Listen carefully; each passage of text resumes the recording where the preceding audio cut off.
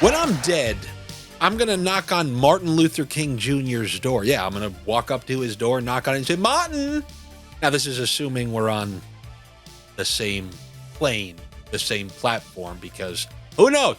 Nothing's certain in life or in death for that matter. But I'm going to knock on his door and say, excuse me, Martin, do you have a problem with me celebrating on your holiday? Because I took a serious waxing out there. And is it because you didn't want me out there on your holiday, placing all these NHL bets, so you wanted me to learn a lesson? I would let you bet and win on Cannoli Day because you really gave me away. I think you wanted me to learn. You wanted me to walk a mile in the YouTube commenter's shoes. You want me to know what it's like to lose all the time. Well, lesson learned, because there's only one way to go after that Monday, and that is up to Tuesday, where we have, 8 or 9 games on the slate. I'm going to get right into it, because Monday, yes, it was rather sickening. And what am I going to do about it? Nothing. Remember when people used to say, sue me? Sue me. Here's why I know you would never sue me, because you'd actually have to show up in court, and then I would see what you look like. Anyway, Tuesday, 8-game slate. I'm going to start in Dallas, where you got the Bruins facing the Dallas Stars. Dallas has had trouble scoring.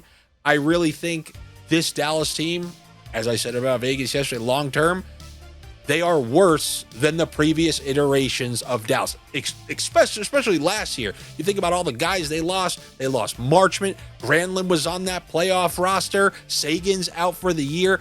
Look at their third and fourth line. They're getting no production from their depth, and you know you need that in the playoffs. It all comes down to their 4 forwards who have to do everything, and they were doing everything to start the year, but eventually that slows down a little bit, and it's slowed down a lot of bit recently, dealing with a couple of losses, aren't scoring much, and now they're facing the Boston Bruins, who it's all or nothing. It's all wins, it's all losses, and right now they're in one of their winning streaks, because it all starts with Swayman. You get good goaltending, you keep the other team from scoring a ton, and you have another team over there in Dallas who isn't scoring a bunch. So what am I seeing? I'm seeing ingredients for an under, but obviously those ingredients didn't really cook up a nice stew yesterday. But this time around, I do think between the way Swayman's playing and the way Dallas is struggling on offense, I'm looking at an under 6.5 here. But it's been a while since I've used any of my parlor tricks. And it's been a while since I've, bumped it up to get a under 6.5 by using my tricks. What tricks are we talking about?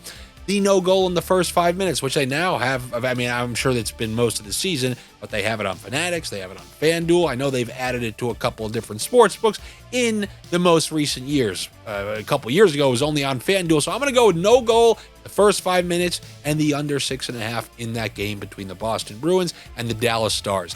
Then let's go to Tampa, where the Lightning are taking on the San Jose Sharks. San Jose Sharks went into Florida yesterday, and they beat the Florida Panthers. They beat them both times this year. Now they got to play back-to-back nights. I don't think, other than Tyler Toffoli's fat old ass, that's a young team. It shouldn't affect them too much. But when you look at the implied team totals, if you want to take the over 3.5 goals for the Tampa Bay Lightning, that's minus 160.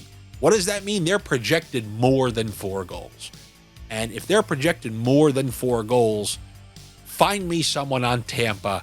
Find me something that's a decent price. And when evaluating it, because all the prices are inflated. However, Anthony Cirelli, albeit not on the top power play, he's playing most of the game with Hagel and Nikita Kucherov.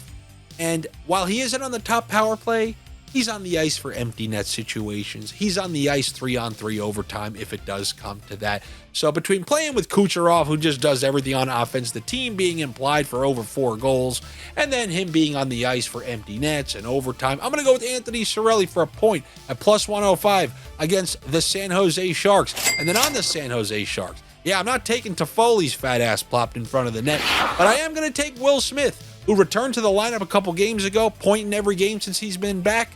Cirelli, I'm picturing him when Batman, the old school Batman, the one even before my time, where there was the little Robin car off to the side of the Batmobile. That's kind of like what these guys are. The Batman and Robin in terms of the vehicles. You have somebody driving the offense and somebody always attached to that great player. Cirelli's going to be attached to Kucherov. Will Smith attached to Macklin Celebrini. His points coming in at plus 110. I like that against the Tampa Bay Lightning. One guy on each team for a plus money point. Then over there in Edmonton, they're coming off back-to-back shutouts and are facing a New Jersey Devils team who played last night, played in overtime, barely won 2-1 against the Calgary Flames, and then they're going into Edmonton the very next night. So typically I would always say things like, you find things on Edmonton to take, and that's exactly what I have for you. J.Walman, who's playing on the top power play in Leon Draisaitl's absence, and who has pointed in back-to-back games in Leon Draisaitl's absence.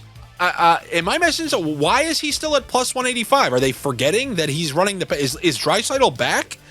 This makes zero sense to me. Points in back-to-back games on that lethal Oilers power play, obviously less lethal without Leon Draisaitl, and yet they left him at plus 185 over Ekholm and Nerd. I don't know. That is wild to me. And I'm going to take J.Walman for a point at home against the New Jersey Devils, who just played last night and have to play back-to-back nights. And despite Edmonton having back-to-back shutouts, it's just so rare. I said this yesterday to the people on the Patreon. It's just rare to see guys like Jesper Bratt, who play with Jack Hughes, top power play with Jack Hughes. Whatever you think of the Devils, I mean, those are two very talented players. So to see Jesper Bratt at a minus 110, I know he got a point in overtime, but anyway, it still counts. But minus 110 for Jesper Bratt is something I'm just going to take. And if you don't like seeing that minus side, it's very simple. You just throw Jack Hughes in there. Now we'll take it to like plus 125, plus 130, which is what it was last night and hit last night. And then I was going to go with a donkey line to end the video. However, I was surprised to see that the Nashville Predators are minus 130 favorites over the Buffalo Sabres. Is it happening? Is it 3 losses in 4 now with the Buffalo Sabres? Well, Buffalo playing back-to-back nights against Nashville, who's actually played pretty well if you look at their record in the last 15, 20 games. They had that abysmal start to the year, and they're now over 500. So I'm going to take them to go over 3.5 goals. Yeah, look, when things go bad for Buffalo, Josh Allen loses, the whole instant replay thing, Sabres lose 3 of 4. Now, maybe that's going to start to break down. When the house is crumbling, I bet on it continuing to crumble. So I'm going to go with Nashville Predators over 3.5 goals. That's what I have for you here on a Tuesday. There's a 100% chance it's going to be better than Monday. How much? I guess we will find out. As I always like to say, good luck to you, better luck to me. Make sure you're subscribed here to the YouTube channel if you enjoy what you're getting here. I'm sure you are. So toss me a couple clicks if you appreciate it when it's going good, when it's going bad. Like, comment, subscribe. Filming a Dave and a Dan tomorrow. I will get that up to you as soon as possible. Enjoy the rest of your day. Take it easy, and I will talk to you then. Later.